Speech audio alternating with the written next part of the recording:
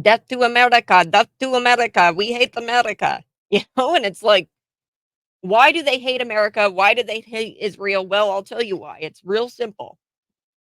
Israel, God chose Israel, and America chose God.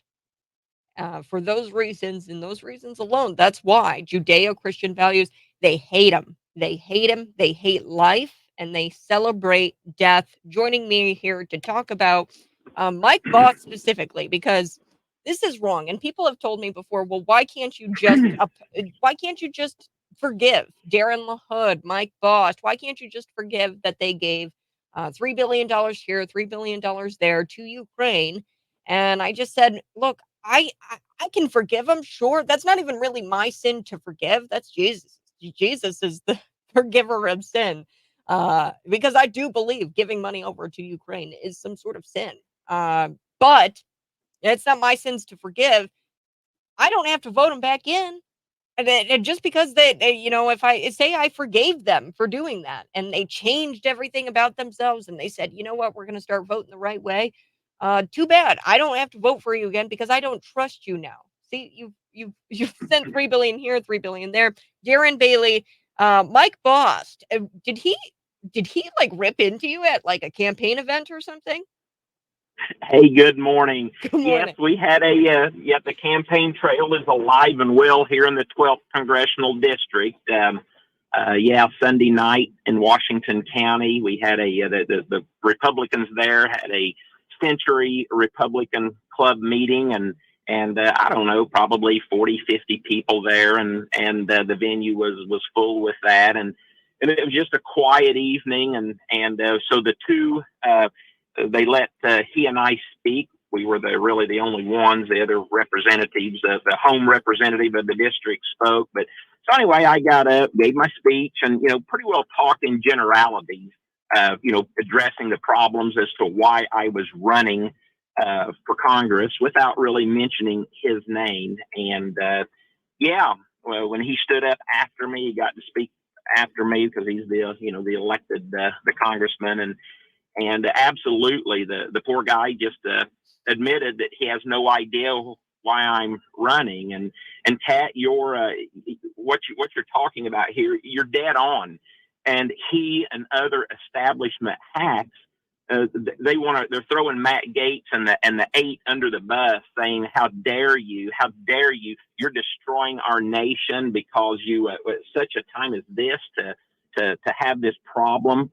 With that, we don't have a speaker.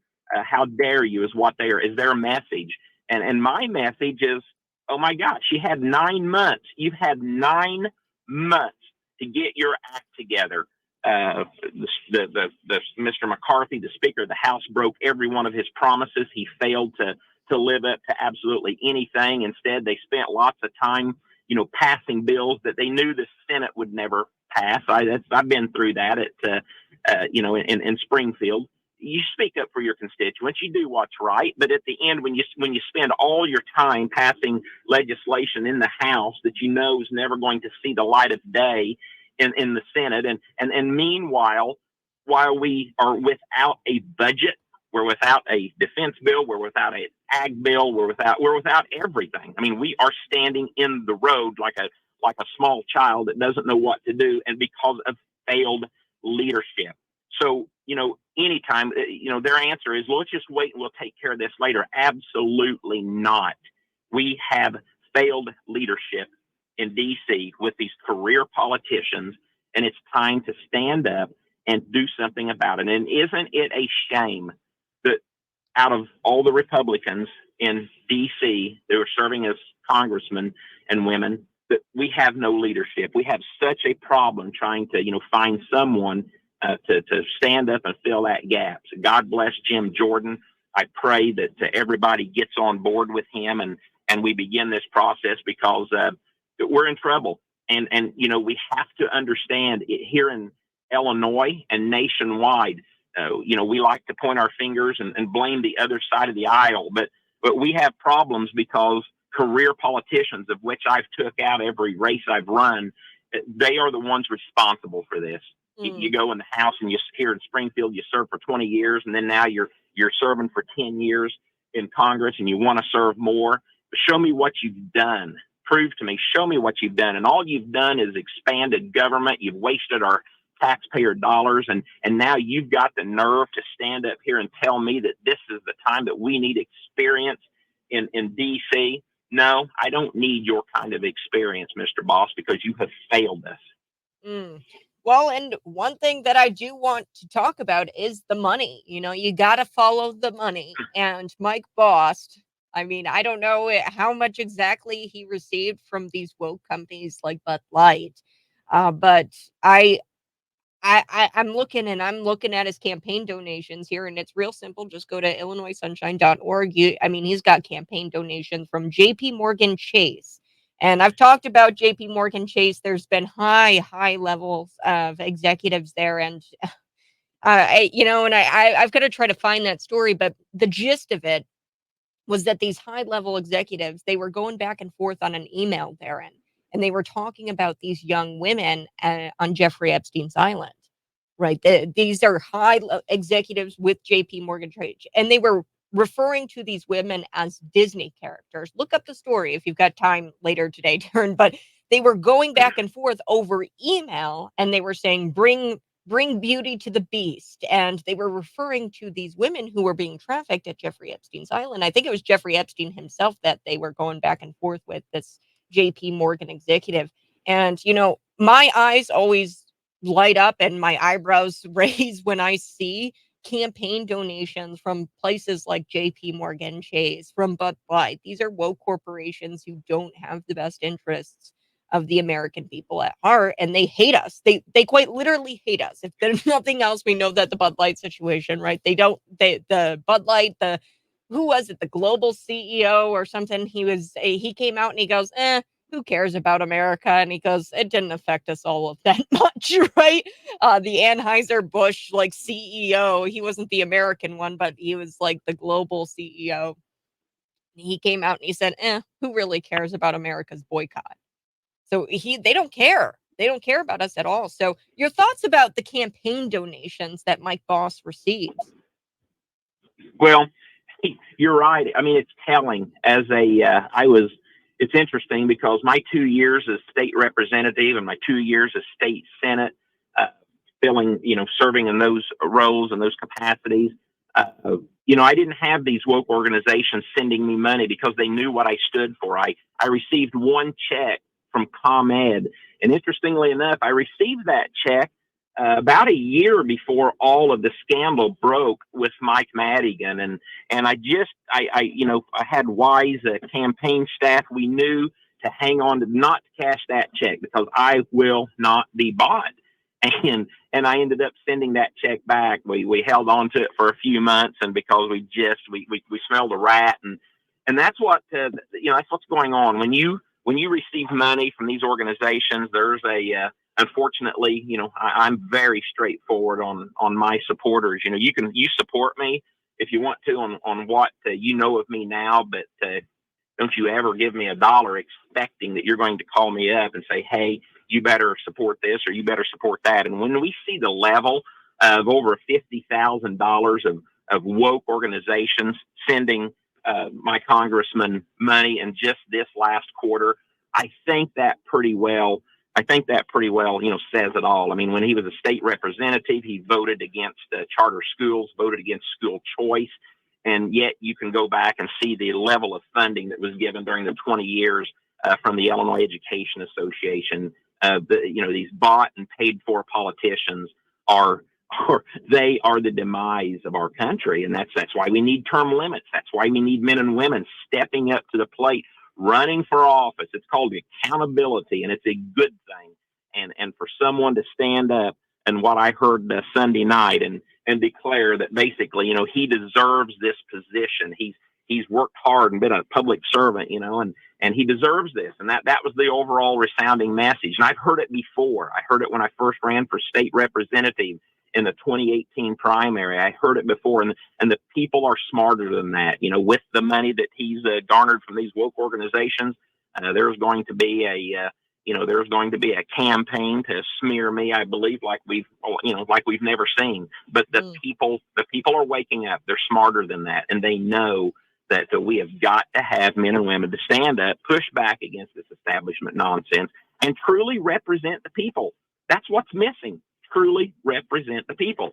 And when I've said this before with you, when I realized that our heartstrings were being tugged through this mission field of government, and then the next question was, okay, where do I fit? Where do I serve? And when the first thing I did was Google, conservative review and the Heritage Foundation to check out these conservative scorecards, I was appalled that I didn't even know at the time how liberal, my congressman's voting record was. And it was just like, that's where I belong. And anybody can do that. Go to, like you said, IllinoisSunshine.org, go to these conservative PACs or these conservative groups, look up these scorecards, and you'll understand very quickly why our state and our nation is in a mess and why we are void of conservative leadership.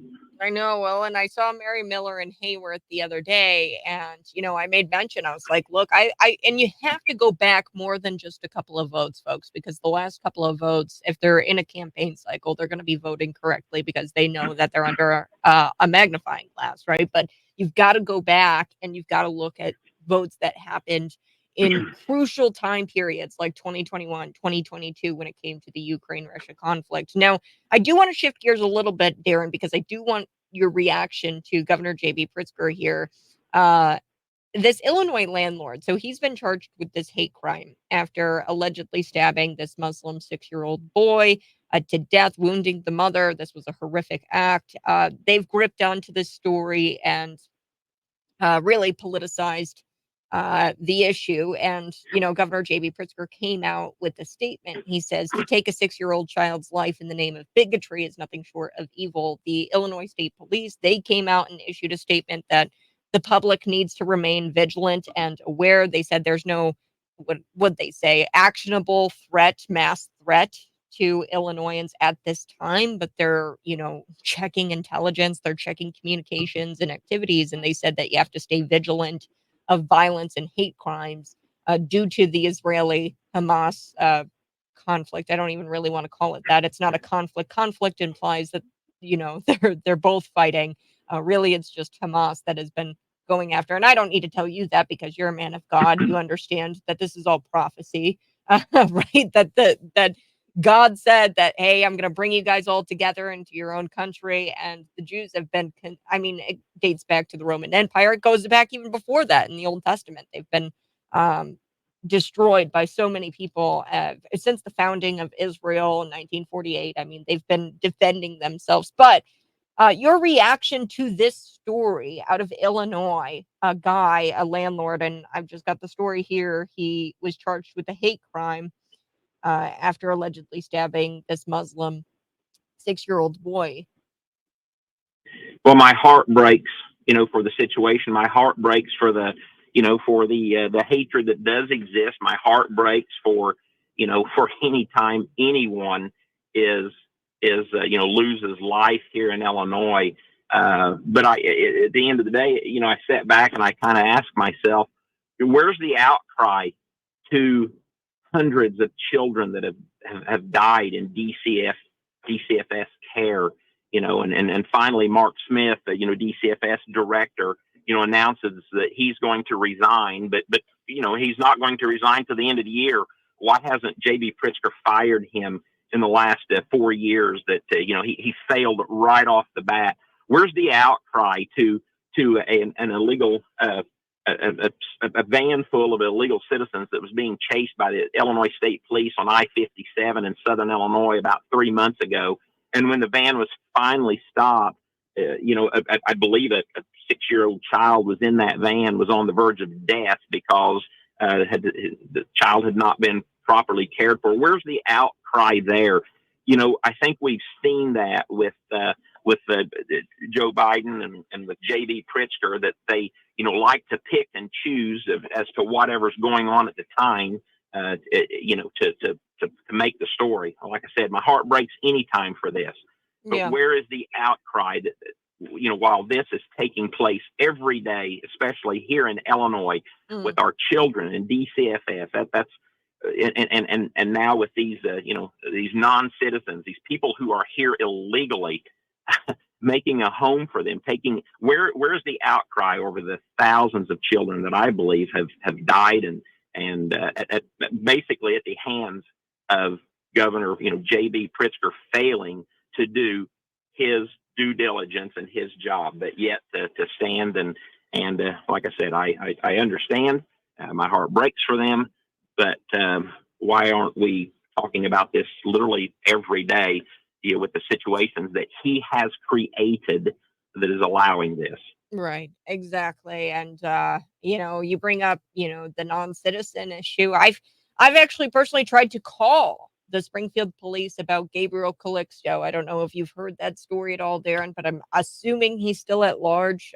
There's no record of him being in custody. I don't know where he went. They assume maybe he went back down to Mexico. He was here illegally, overstayed his DACA, and he was in and out of the Illinois Department of Corrections for kidnapping women, for being disorderly, and he only served a couple of years. Ultimately, the guy stabs a girl in Springfield, Illinois. I'm sure you heard about Emma Schaefer, and she Right. died. And it's just like, where's the outrage? We don't even know if that guy's at least this guy, we got him in custody, which is great. I'm not saying that this guy is a terrible, but the politicizing here, and it's so quick, how quick they politicize that issue. I mean, in Brussels, I know this is in, oh gosh, Belgium, I think. I don't know. I know it's across the world, but they were yelling Allah Akbar and shooting people. So this is a global event where we're seeing hate crimes on both sides of the issue aisles. Here with, Palestinians committing hate crimes, you've got people protesting in the streets, and it's odd that they gripped onto this one story.